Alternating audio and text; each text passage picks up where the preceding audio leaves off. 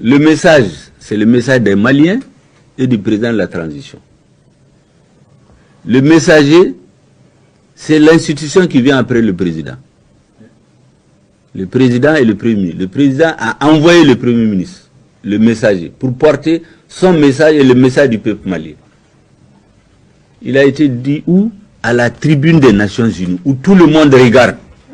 Si on l'avait dit au Mali, on ne l'aurait pas vu à Genève. Mais là, toute la planète l'a vu. Les circonstances, c'est à l'Assemblée générale de l'ONU. Donc les 4 caractéristiques se sont trouvées en même temps. C'est pourquoi ce message est allé partout. Et les Maliens ont senti que leur messager a dit exactement ce qu'eux ils voulaient qu'ils disent. Au lieu où il fallait, dans les circonstances qu'il fallait. C'est tout. Maintenant le reste là, il y a eu un tollé, il y a quelques Maliens qu'on peut compter au bout des doigts, qui se sont levés, quelques hommes politiques, quelques chroniqueurs et quelques plaisantins, qui sont allés dire que ce que le Premier ministre a dit n'engage que lui, parce qu'on leur a dit de le dire. Et puis certains pays où on est allé crescendo des ministres, deuxième ministre, jusqu'au niveau le plus élevé, nous avons dit personne ne va nous perturber. Le gouvernement actuel est une force tranquille. Personne ne va nous dévier de notre voie, parce que c'est la voie que le peuple malien a choisie. Nous ne sommes que des maîtres d'œuvre de ce que le peuple malien veut. C'est pourquoi les menaces, les injures, les intimidations ne nous ébranlent pas. Et nous allons continuer à servir notre peuple. Nous avons dit ceci. En 2013, les forces internationales ont intervenu au Mali à la demande du Mali. Ce qui s'est passé, c'est que l'opération Serval s'est transformée en opération Barkhane. Après, on nous dit Takuba. Personne ne sait comment Takuba a été constitué. On l'a annoncé. C'est après l'avoir annoncé qu'on a convoqué les chefs d'État à Paris pour aller dire qu'ils sont d'accord. On ne sait pas à la date d'aujourd'hui qu'est-ce que ça contient. C'est pourquoi j'ai dit à l'ONU, on ne connaît pas tous ses contours, ni notre peuple, ni son gouvernement. Mais dans notre propre pays, vous changez tout le temps, alors qu'on a un accord bilatéral. Vous décidez unilatéralement de partir. Quelqu'un a dit que depuis du temps de Ibeka, on annonçait qu'ils allaient partir. De toutes les façons, on sait bien que ça va finir un jour. Mais quand vous avez un accord bilatéral, vous travaillez ensemble, vous luttez contre un ennemi qui continue de faire de plus en plus de mal.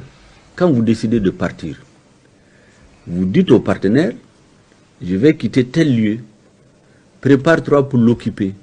Vous vous retrouvez, dans un mois je vais quitter, en une semaine prenez telle position, troisième semaine telle position, quatrième position, on part. Mais vous ne venez pas annoncer sur les antennes que vous partez. Vous venez dans une conférence des chefs d'État, vous annoncez, alors qu'on a un accord bilatéral. Quand ça a été signé, ces chefs d'État n'étaient pas là. Mais c'est une façon de nous prendre pour des gens qui ne comprennent pas ce qu'ils veulent. Moi, j'ai un accord bilatéral avec vous. Ensuite, j'ai créé un autre cadre avec 4 autres pays. Pendant cette réunion, vous annoncez que vous partez. Le président de la transition a dit au président français, à leur sommet du G5 Sahel en juin, que ce n'est pas comme ça. Il a dit que c'était un abandon. Ce que vous voulez faire. Nous avons des accords bilatéraux. On doit d'abord nous préparer pour prendre les positions. Si vous partez comme ça, c'est un abandon. Qu'est-ce qu'ils ont fait? Dès que le nouveau gouvernement a été installé, comme par hasard, le lendemain, ils déclarent qu'ils arrêtent les opérations militaires avec le Mali, sans concertation avec personne. Les opérations conjointes militaires de lutte contre le terrorisme, ils annoncent sur les antennes qu'ils ont arrêté. Ça, c'est pas de l'abandon.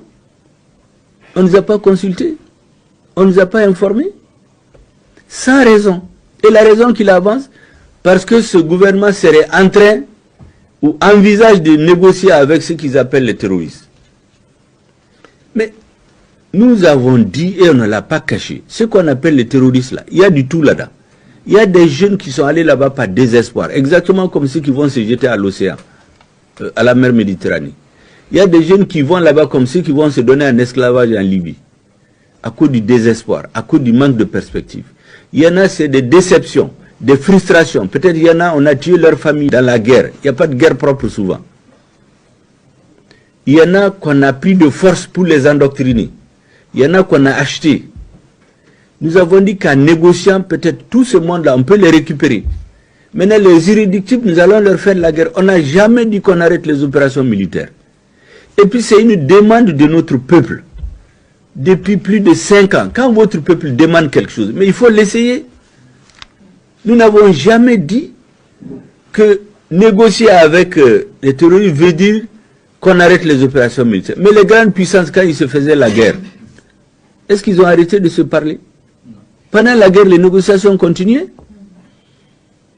Pendant que les bombes tombaient sur le Vietnam, les Français négociaient avec les Vietnamiens.